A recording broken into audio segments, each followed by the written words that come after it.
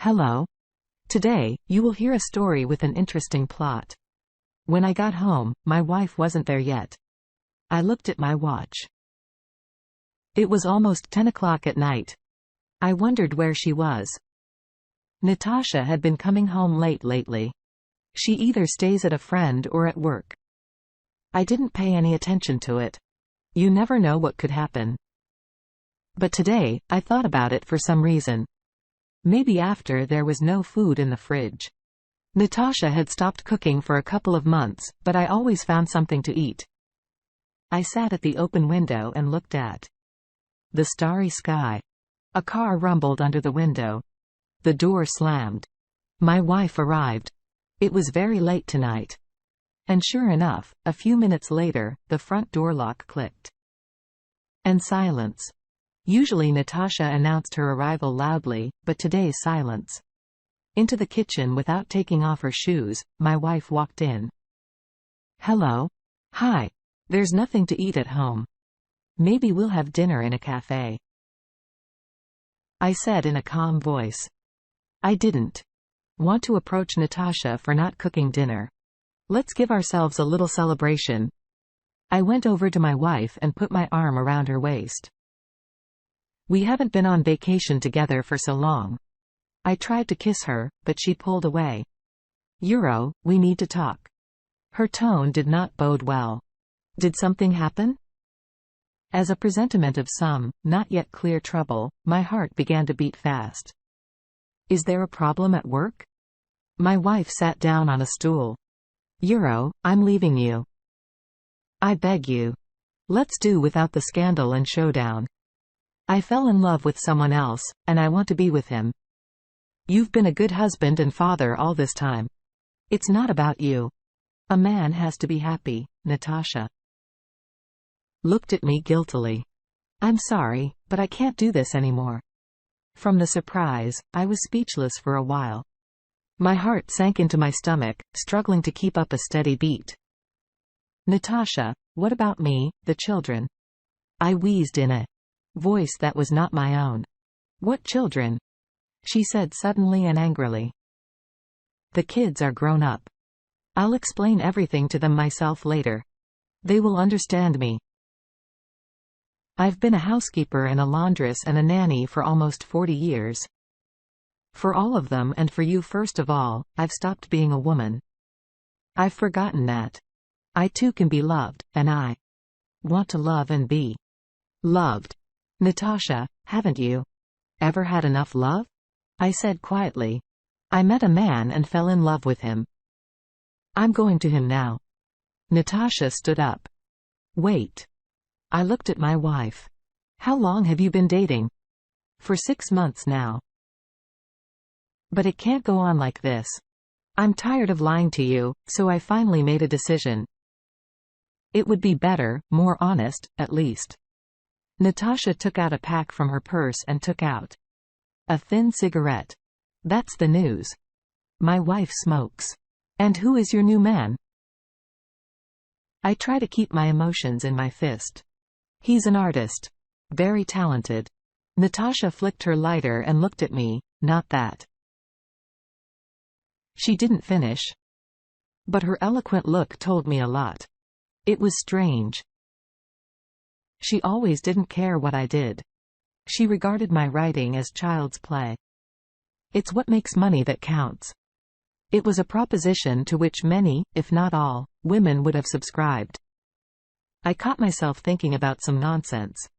My wife, with whom I have 2 children, and with whom I have lived for nearly 40 years, is leaving me. And I talk about whether I have talent. That's ridiculous. And what's more? Natasha continued. I want to take this apartment and half of the money from our joint account. I need something to live on and support a young lover. I thought and out loud, I said, and the fact that my parents left me the apartment, is that okay? But you still have a house in the country. I waved my hand. I did not have the strength to deal with the division of property. Natasha, you're an adult, and you've made up your mind. But I want you to know. I love you very much. But if you leave, there's no going back. Spasms clutched my throat. I held on with all my might so I wouldn't burst into tears.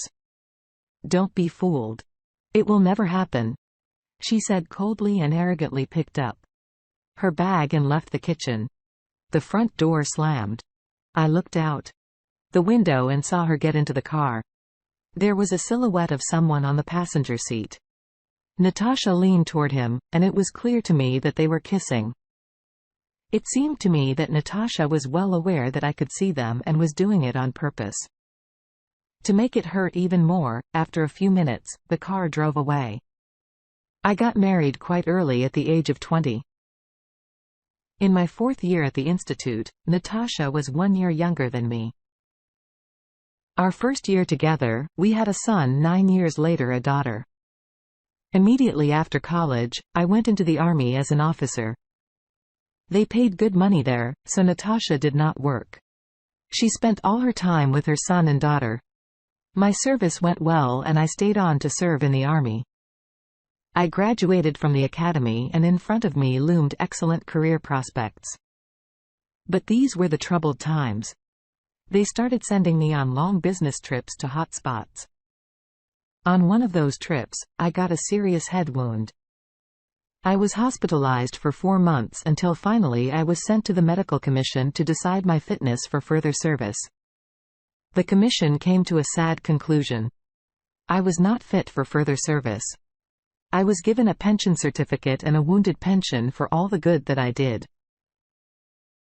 The command shook my hand, wished me luck, and safely forgot about me. All this time, Natasha was there for me. She was there for me in every way she could. And I really saw that she loved me. She really loved me. When I woke up in my room at night, I saw her tired for the day, curled up on the couch, sleeping beside my bed. And now, Natasha, what have you done? After I left the army, I took my first job at a large metallurgical works. 7 years later, I became chief engineer. So there were no problems with money, and there are no problems now. At 55, I retired. Out of boredom, all of a sudden I started to write short stories. But I never published them. Probably all this would have gone on until one magazine published my story. After a while, I got a call from the Capitol and offered to write a screenplay based on this story. A year later, a film came out. In the credits was my name. Soon my first story collection was released. Then came out another one.